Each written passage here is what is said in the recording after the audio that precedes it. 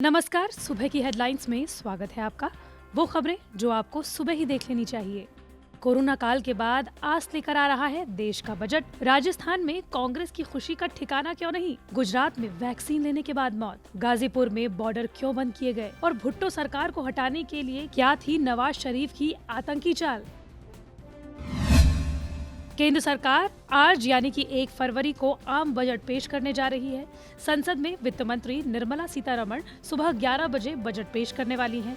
Corona काल में बेरोजगारी, वायरस, वैक्सीन, चीन, किसान आंदोलन, महंगाई, कृषि कानून पर विवाद, ये सब कुछ देखने को मिला। ऐसे में सभी को बजट से बहुत कुछ उम्मीदें हैं। गृहिणी से लेकर किसान तक बहुत उम्मीदें लगाए बैठे हैं। एलपीजी गैस की कीमतें कम होने, महंगाई कम होने, टैक्स स्लैब बढ़ने और नौकरियों के नए अवसरों जैसी चीजों की इस बजट में उम्मीदें हैं।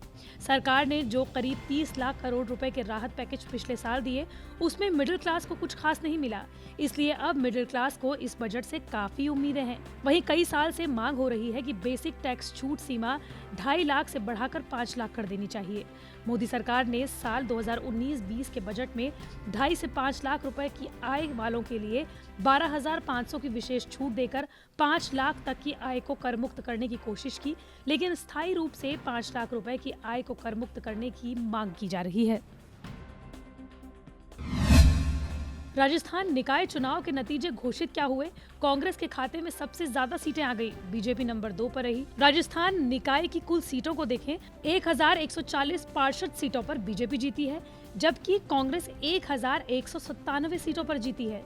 निर्दलीय उम्मीदवारों के खाते में 693 सीटें आई हैं। बहरहाल राजस्थान में निकाय चुनाव के कुल 29 लाख मतदाता थे। इनमें से 22 लाख मतदाताओं ने वोट डाले थे। इनमें से 7,85,282 वोट कांग्रेस को मिले, जबकि 7,65,363 वोट बीजेपी के खाते में गए।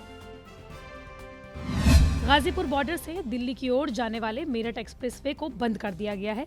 26 जनवरी को ट्रैक्टर परेड के दौरान हुई हिंसा के बाद दिल्ली में किसानों की एंट्री रोकने के लिए देर रात गाजीपुर बॉर्डर से दिल्ली की ओर जाने वाले मेरठ एक्सप्रेसवे को पूरी तरह से बंद कर दिया गया है। अब नए कृषि कानूनों के खिलाफ किसानों के विरोध प्रदर्शन ने फिर रफ्तार पकड़ ली है।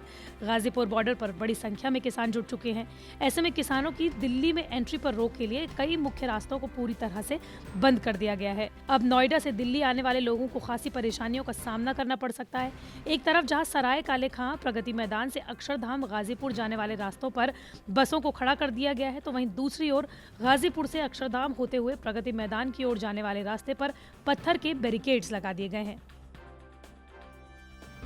गुजरात के वडोदरा जिले में रविवार को कोरोना का टीका लगवाने के कुछ ही घंटे बाद 30 साल के सफाई कर्मचारी की मौत हो गई। अधिकारियों ने बताया है कि मौत के वास्तविक कारण का पता लगाने के लिए पोस्टमार्टम किया जाएगा। सफाई कर्मचारी के परिजनों को संदेह है कि कोरोना टीके के बाद उसकी मौत हुई है। अधिकारियों ने बताया है कि संभवतः उसकी मौत दिल का दौरा पड़ने से हुई, क्योंकि उसे 2016 से हृदय रोग था और वो दवा नहीं ले रहा था। जिग्नेश सोलंकी वडोदरा महानगर पालिका में सफाई कर्मचारी था। अधिकारियों ने बताया कि सोलंकी को रविवार सुबह टीका लगाया गया था। कुछ घंटे बाद वो अपने घर पर बेहोश हो गया और उसे शहर के अस्पताल में ले जाया गया, जहां डॉक्टर्स ने उसे मृत घोषित कर दिया। और भुट्टो सरकार को हटाने के लिए नवाज शरीफ को फंडिंग करता था आतंकी लादेन। पाकिस्तान के पूर्व राजदूत ने यह दावा किया है।